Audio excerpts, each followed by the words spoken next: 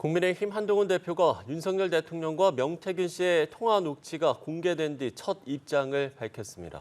한 대표는 대통령실 사과와 대통령실 참모진 개편, 쇄신용 개각 등을 요구하면서 민주당에도 강도 높은 비판 메시지를 던졌습니다. 국회로 가봅니다. 박현우 기자.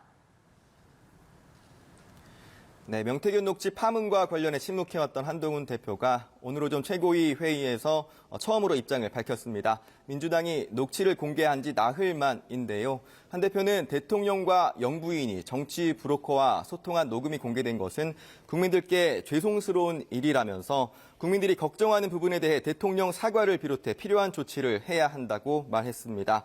이번 사안의 경우 법리를 앞세울 때는 아니라고도 했는데요. 한 대표의 발언 직접 들어보시죠. 대통령은 제대로 보조하지 못한 참모진을 전면적으로 개편하고 쇄신하고 심기일전을 위한 과감한 쇄신 개각을 단행해야 합니다. 또 김건희 여사의 즉각적인 대외 활동 중단과 특별감찰관 임명 절차의 즉시 진행을 주장하며 특별감찰관 임명을 머뭇거리면 공멸할 것이라고 경고했습니다. 민주당을 향해서는 범죄 혐의자 이재명 대표의 유죄 판결 확정 전 거리로 총출동해 헌정 중단을 선동하는 행위를 당당히 끝까지 막아내겠다고 목소리를 높였습니다.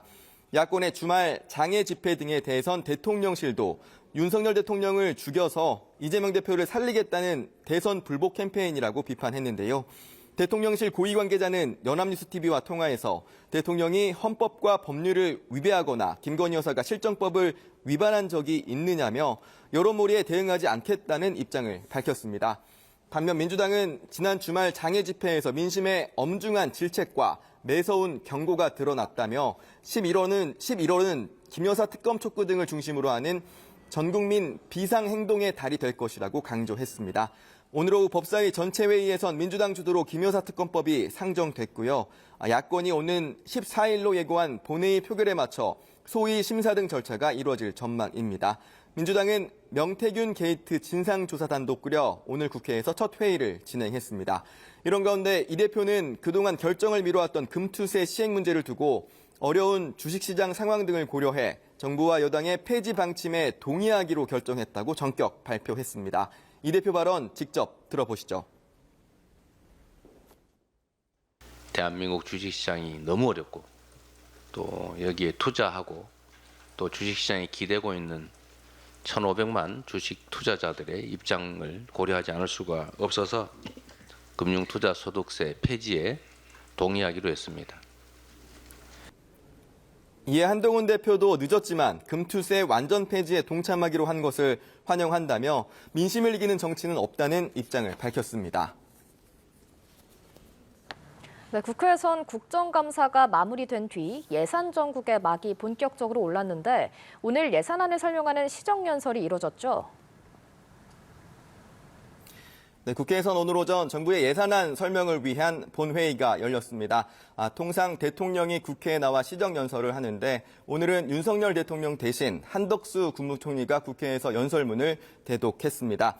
대통령이 시정연설에 불참한 건 11년 만인데요. 민주당은 이를 두고 대통령으로서의 기본 역할과 책무를 방기한 것이자 국회는 물론이고 국민에 대한 무시이자 모독, 불통선언이라고 날을 세웠습니다.